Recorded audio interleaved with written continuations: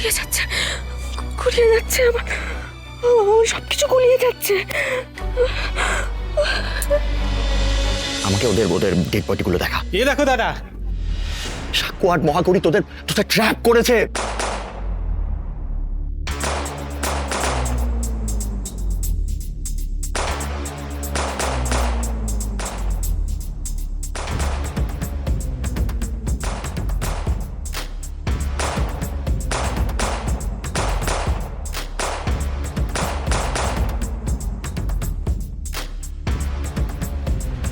Binita phone করেছিল বাবা। কি বললো? জয়জিৎ সেন শর্মার সাথে সুজয় বাবুকে ফোনে কথা বলতে শুনেছে ও। আজ রাতে জয়জিৎ সেন শর্মা আমাদের বাড়িতে অ্যাটাক করাবে।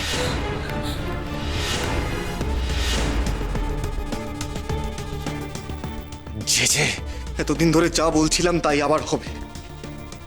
23 বছর আগে জয়জিৎ সেন শর্মা যেটা করতে পারেনি আজকে তাই হবে। তোর জন্য আমরা মরে যাবো দা ভাই আজকে। তোমাদের কারোর কিচ্ছু হবে না। 23 বছর আগে যে বিপদে এই বাড়িতে নেমে এসেছিল, এবার সেটা আমি কিছুতেই হতে দেব না। এটাই হবে জয়জিৎ সেন শর্মার কফিনের শেষ পেরেক। বাবা, আমি অর্পিতা ম্যামকে ফোন করে সবটা জানাচ্ছি, কিন্তু তার আগে আমাদের একটা অন্য কাজ আছে। কি কাজ? আমাদের কয়েকটা ম্যানিকুইনের ব্যবস্থা করতে হবে।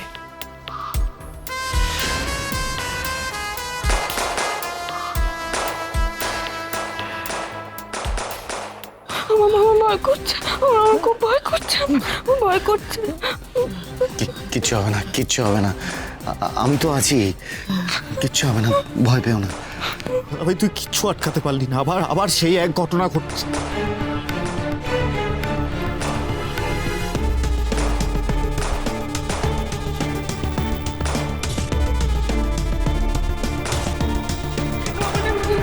মারতে চাইছে সাক্ষ্য, ওরা ওরা কারা?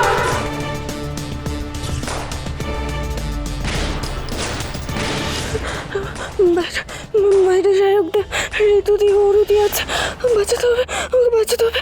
বাবাইদা মধুদি সবাইকে বাঁচাতে হবে।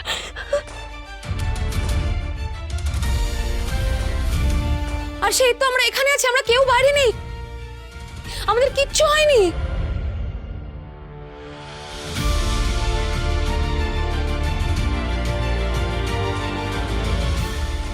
চুপ, এখন কেউ কথা বলো না, একদম চুপ করে থাকো। কিন্তু সায়কদা, ঋতুদি, অরুদি, মধুদি, ওরা কোথায়? 23 বছর আগে যখন এই একই ঘটনা ঘটেছিল, আশি এইভাবেই রিয়াক্ট করেছিল। বাবলুদা, তোমার কথা শুনে আর আরশিকে দেখে আমার মনে হচ্ছে ওর একটু একটু করে সব মনে পড়ছে। আমার মন বলছে যদি আরশির একবার সবকিছু মনে পড়ে যায় না, তাহলে সবটা ঠিক হয়ে যাবে। কিচ্ছু ঠিক হবে না, সব আরো আরো খারাপ হবে। বাবা প্লিজ তুমি চুপ করো, ভালো কিছু না বলতে পারলে প্লিজ চুপ করে থাকো, এভাবে সবার মনোবল ভেঙে দিও না। আরশি, আরশি একটু মনে করার চেষ্টা করো।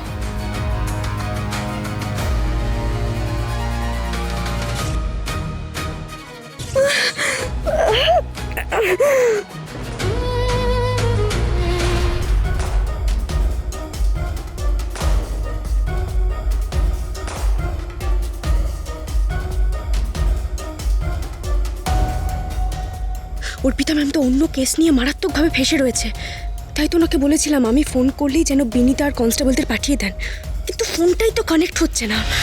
এবার কি করব?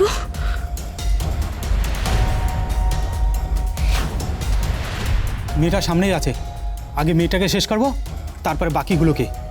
এই যা।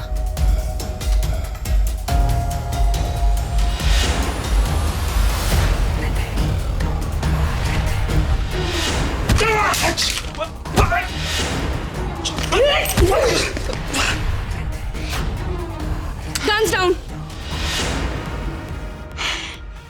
Guns down!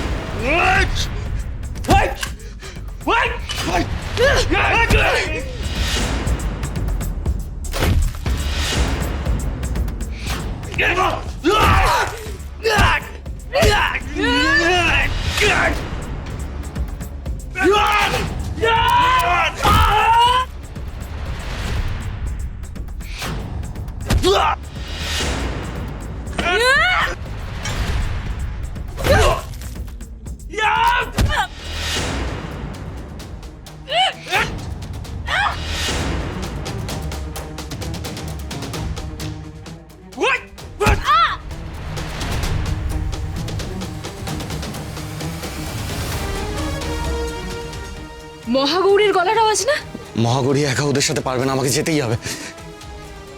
আমাকে যেতেই হবে, ওই গুন্ডাগুলোকে আটকাতে হবে মা। আর আমাদের বাড়িতে এসে ওই গুন্ডাগুলো গুলি মারছে, আমাদের মারার চেষ্টা করছে, আর আমি চুপ করে বসে থাকবো নাকি? আমি তোমাকে ছাড়া কোথাও যাবো না, কোথাও না। আসি, তোমায় আমার দিব্যি। আমিও যাবো তোমার সাথে।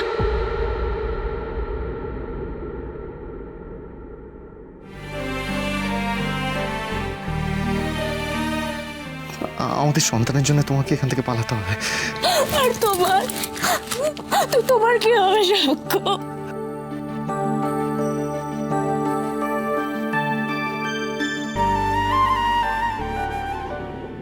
আমি আর একই ভুল কিছুতেই করতে পারবো না আসি।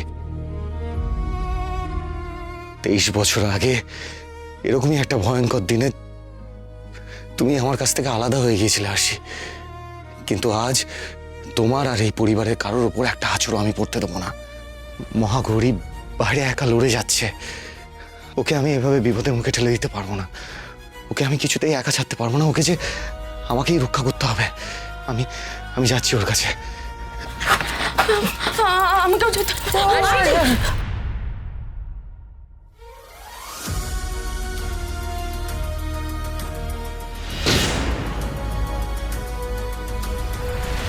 আসি দিদি, তুই কোথায় যাচ্ছিস? যাস না, তুই এখানে থাক, এখানে থাক।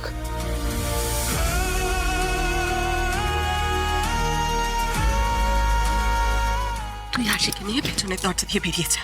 যা যা যা যা যা যা এখান থেকে যা। চলো চলো। মা, কাকিমা,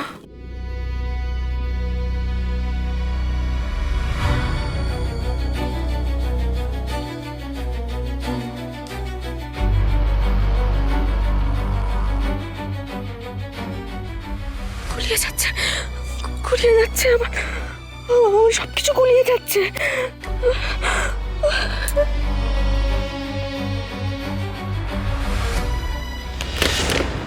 মহাগৌরী ম্যামকে তো ফোনেই পাচ্ছি না। এদিকে অর্পিতা ম্যাম বেরিয়ে গেলেন, কিন্তু আমাকে বারবার ফোন করে যাচ্ছেন। ম্যাম পরিষ্কার বলে দিয়েছেন যে মহাগৌরী ম্যাম ফোন করলে তবেই যেন আমরা ফোর্স নিয়ে বেরোই। আর সেটাই তো, আর ওই দিয়ে কি সিচুয়েশন আমরা তো কিছুই বুঝতে পারছি না। এই শোন, তার আরেকবার ফোন করে দেখি। হ্যাঁ কর কর কর।